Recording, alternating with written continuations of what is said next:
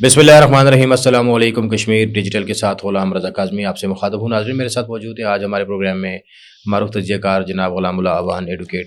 ग़ुलामुल्लाह साहब, प्रोग्राम में जी, खुशामदीद। बहुत शुक्रिया। ये बताइए कि माज़ी में भी हम अवामी एक्शन कमेटी को और हुकूमत को डिस्कस करते रहे। आज एक स्पेशल पॉइंट पे हम बात करते हैं।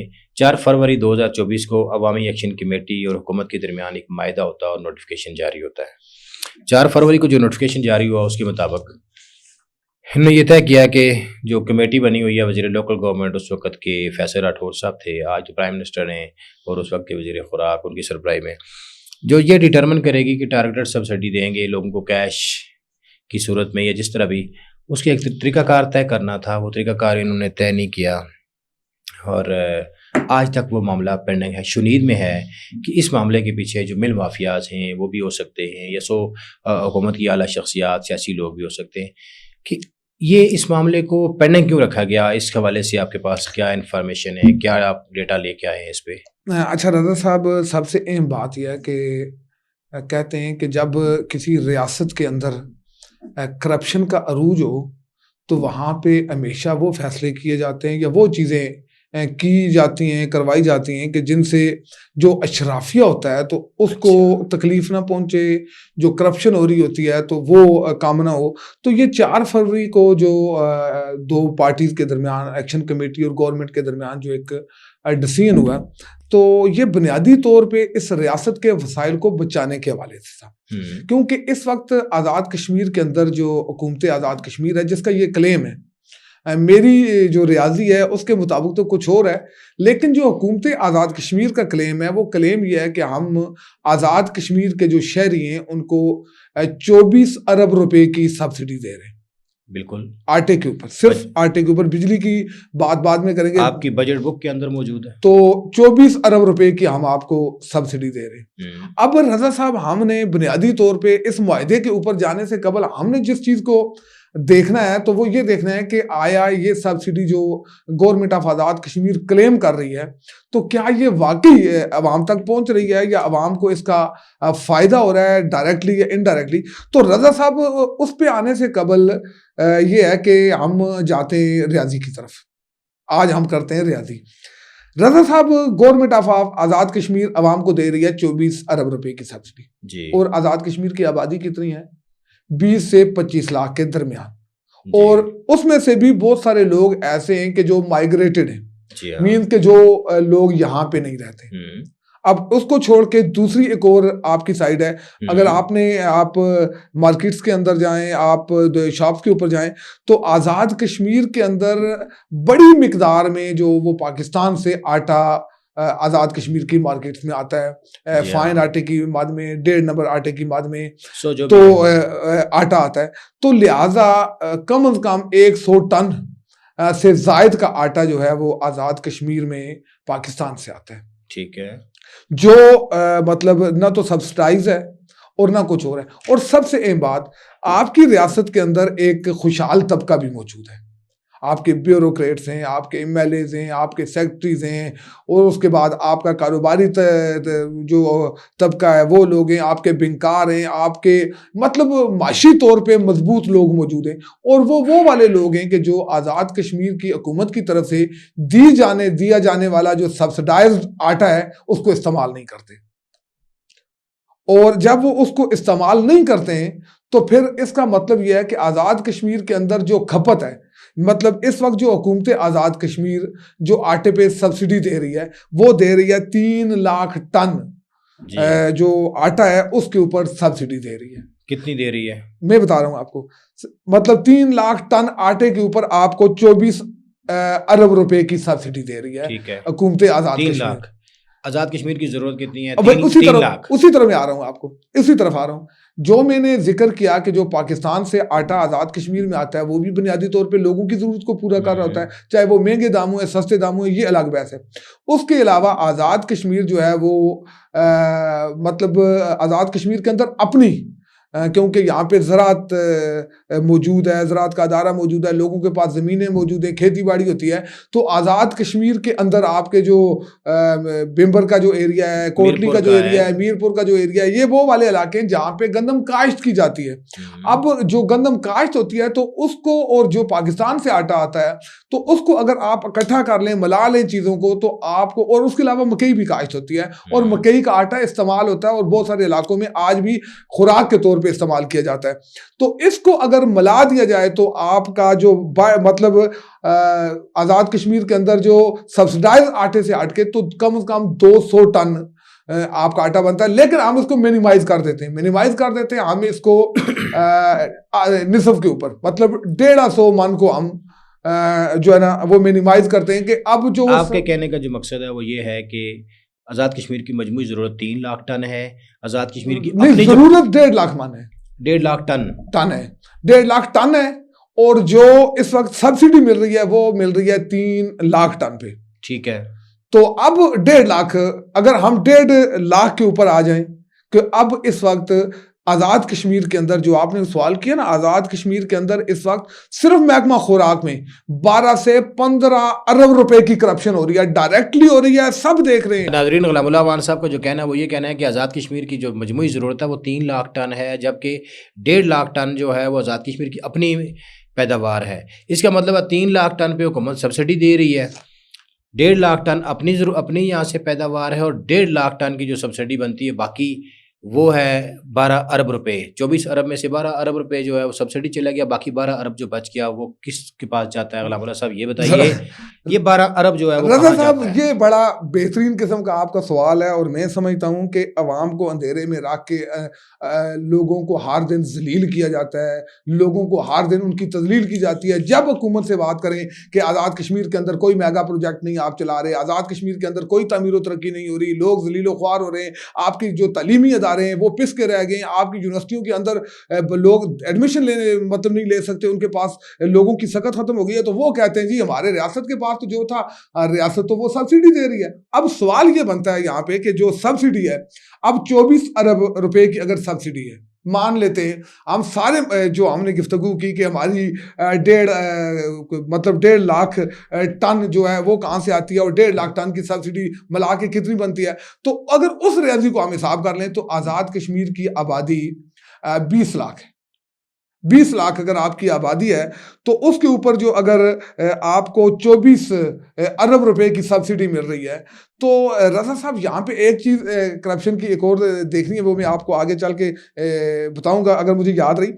तो अगर आप 24 अरब रुपए को 20 लाख के ऊपर ज़रा तकसीम करें, क्योंकि ये तो हमारे जो आज़ाद कश्मीर के लोग हैं, हमें जो सुनने वाले लोग हैं, हमें जो देखने वाले लोग हैं, वो ज़रा इसको रियाजी कर लें, खुद कर लें, हमसे ज़्यादा रियाजीदान हैं, क्योंकि हमें तो रियाजी नहीं आती, उस लिहाज से जितनी आती है वो बता रहे हैं कि मतलब अगर आप जो आपका 24 अरब रुपया बनता है उसको आप 20 लाख के साथ तकसीम कर लें, तो हर फर्द को जो हुकूमत आज़ाद कश्मीर का जो सब्सिडी का टारगेट है या जो वो सब्सिडी उनका क्लेम है, तो हर फर्द को 12 लाख रुपया बनता है। अच्छा, यहाँ मैं आपको एक बात यहाँ मैं ऐड करूँगा गुलामुल्लाह साहब, आपने बहुत अच्छी निशानदेही की, बट यहाँ पे सब्सिडी दी किस तबके को जाएगी? जो गरीब तबकात हैं, उनको दी जाएगी। और रज़ा साहब, अगर आप चूंकि पूरी आबादी को दे रहे हैं, जजेस को भी दे रहे हैं, वज़ीर आज़म को भी दे रहे हैं, अपने आप को भी दे रहे हैं, रज़ा साहब ये पूरी आबादी को भी दे दें फिर भी 12 अरब रुपए की करप्शन हो रही है। ये जजेस को भी दें, ये सबको दें, अमीर गरीब को दें, हर फर्द को दें, फिर भी 12 अरब रुपए से ज्यादा की करप्शन हो रही है।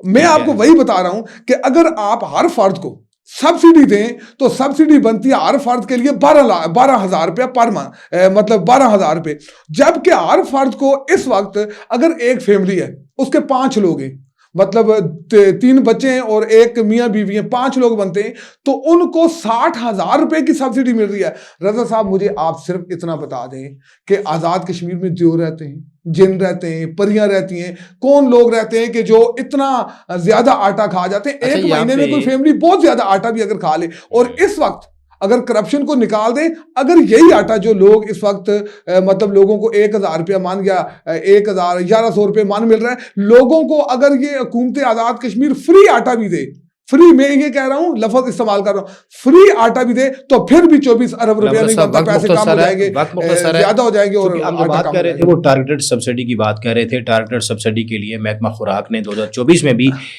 उस वक्त के वज़ीर आज़म को एक समरी भेजी थी कि टारगेटेड सब्सिडी देने के लिए, या हाँ, टारगेटेड सब्सिडी के लिए जो समरी गई वो आज तक नहीं सामने आई। वज़ीर आज़म किधर गई, में पड़ी है, उसका कोई पता नहीं है।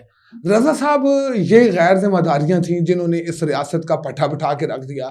आपका तमाम डेवलपमेंट का काम बंद है क्योंकि इन्होंने ये ऐसी समरीज को साइन नहीं कर सकते जहां पे चेक एंड बैलेंस हो, जहां पे हर चीज मॉनिटर हो रही हो, क्योंकि इनको पता है कि इनकी दुकानें बंद हो जानी है। और दुकानें बंद होगी, जिस मकसद के लिए ये असम्बलियों में आए होते हैं तो वो मकसद पूरा नहीं हो सकता। मैं समझता हूँ कि उस वक्त के जो वजीर आजम थे उन्होंने गैर जिम्मेदारी का मुजाहरा किया, वो फाइल कहाँ गई कहाँ नहीं गई। और दूसरा मैं समझता हूँ कि ये वक्त है कि हम रियासत को उस तरफ लेके जाएं जहां रियासत तरक्की करे, या जहां तामीर और तरक्की का एक सिलसिला हो, लोगों को सेहत की सहूलियात मैसर हो, लोगों को जो है ना तालीम की सहूलियात मैसर हो, तो उसके लिए हुकूमत को अब मनसूबाबंदी करनी होगी।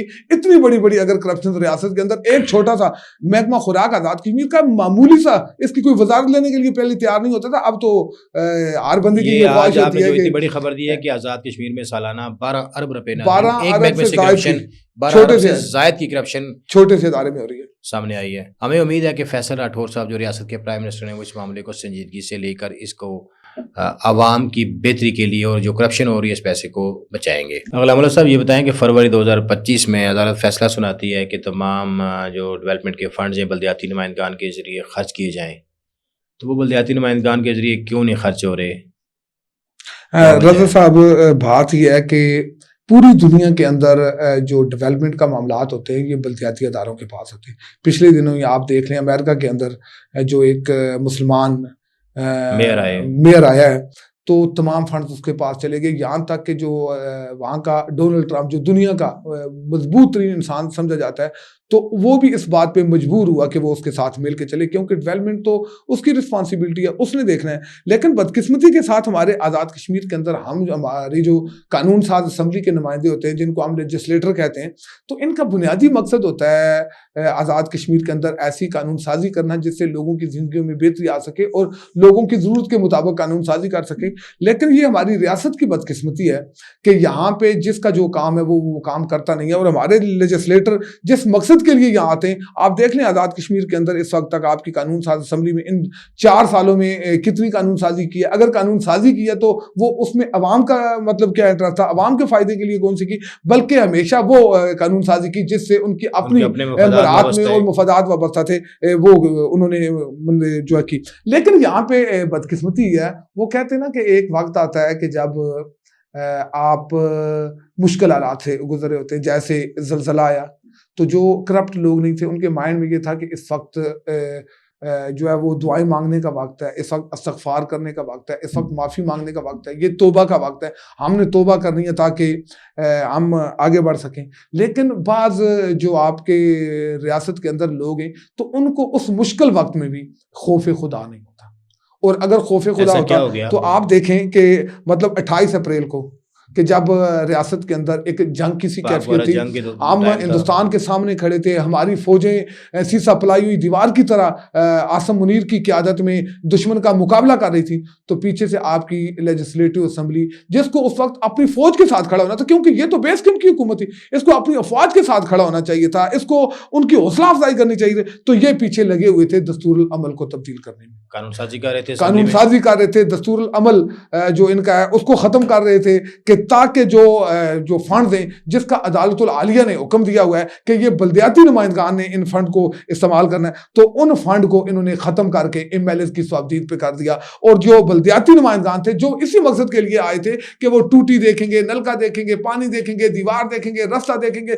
कहाँ पे कौन सा छोटा सा इशू है, क्योंकि आपके जो लेजिस्लेटर हैं वो यहाँ से मरा तो लेते हैं लेकिन होते तो वो कश्मीर हाउस इस्लामाबाद में, वहाँ पे रंग रलियां मना रहे होते हैं। तो ये चीज़ें मकामी जो मकामी नुमाइंदगान थे, बल्दियाती नुमाइंदगान थे, ये मामला देखने थे उन्होंने, तो इन्होंने ये किया कि बल्दियाती नुमाइंदगान के फंड्स को खत्म करने के लिए एक दफा फिर एक साजिश की। लेकिन मैं समझता हूँ कि कुत्ती चोर मुकम्मल खत्म किया या कुछ हिस्सा? नहीं, कुछ हिस्सा, मतलब बल्दियाती नुमाइंदगान को वो आटे में जिस तरह नमक नहीं डालते उस तरह है। लेकिन मैं जाती तौर पे समझता हूँ कि कुत्ती चोरों के साथ मिली हुई है। जो बल्दियाती नुमाइंदगान है ये इन्हीं हैं, जो लेजिस्लेटर्स हैं, जो एमएलए हैं, तो इनकी आगे जो है इनके दाल में कुछ काला है। हाँ, दाल में काला नहीं है, पूरी दाल काली है। अच्छा। तो ये इन्हीं के लोग हैं और ये इन्हीं के जरिए जो है ना बल्दियाती नुमाइंदगान के जो हकूक है उनको गलत कर रहे हैं। अल्लाह साहब, आपका बहुत बहुत शुक्रिया। Thank you very much. दीजिए इजाजत, अल्लाह नगहबान।